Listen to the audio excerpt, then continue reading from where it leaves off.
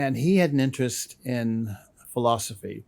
And one of my philosophy teachers, political philosophy teacher at the University of Chicago, was Leo Strauss, one of the experts in the field, who he had read about and was impressed by. It just so happened I had a book by Leo Strauss, signed by Leo Strauss, and I gave it to him. And in one of our meetings, maybe the third, we met maybe once a month or something like that, once every 3 weeks. And I would talk about what I knew about Western philosophy, and he would talk about Indian philosophy as he knew it, and we'd compare notes. And then maybe at our second or third meeting, he said, "How would you like to meet Guru Gowalkar?"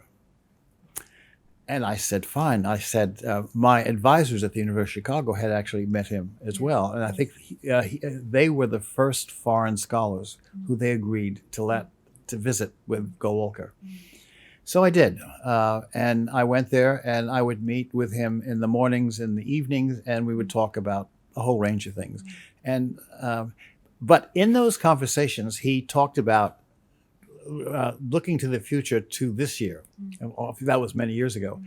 And he said, when we're 100, we should be able to sort of think about what we have done in India, and we should be an organization that is together. And let me tell you what I think keeps us together. And maybe we can get into that, because then that began our conversation as to what kept together. And then he said, what you really need to do is test this out. Go to shakas, the meeting places of the RSS, and meet people who are leaders or who are students at the shakas, and get their views as to it. And he said, I'll get you, I'll write a note, one in English and one in Hindi, because not everybody may be enthusiastic about talking to you. And that was certainly true. And in fact, one case I remember with a person who was a leader in the old city of Delhi, I went to see. And he said, and then I pulled out this letter, and he looked at it, the Hindi letter, and he said, come back tomorrow and I'll give you an answer. And obviously what he was going to do to see if this letter was real or not. So communicate with Nagpur. Did he really write this letter? Well, of course he had found out that he did. So I came back, he said, okay, sit down.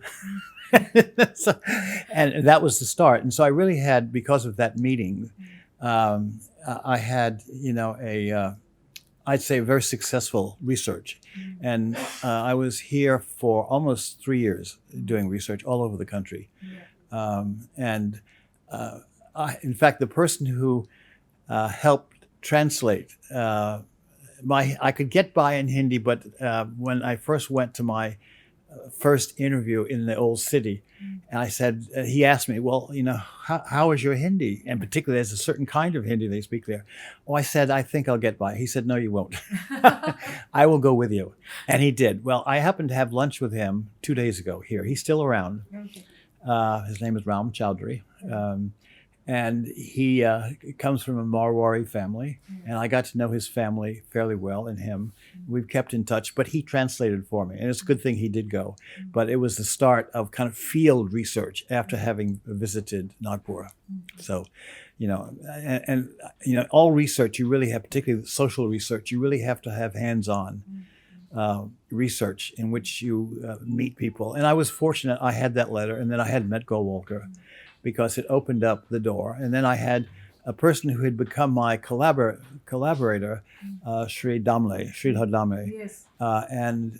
And he, he knew the organization very well.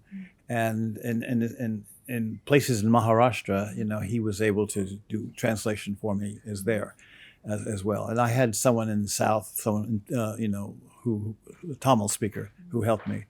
But they looked at this because in their view, if it was 100 years that they had survived as an organization, that was something that was a major advantage as an organization, that it could stay around that long and have influence. And he said, well, we'll see.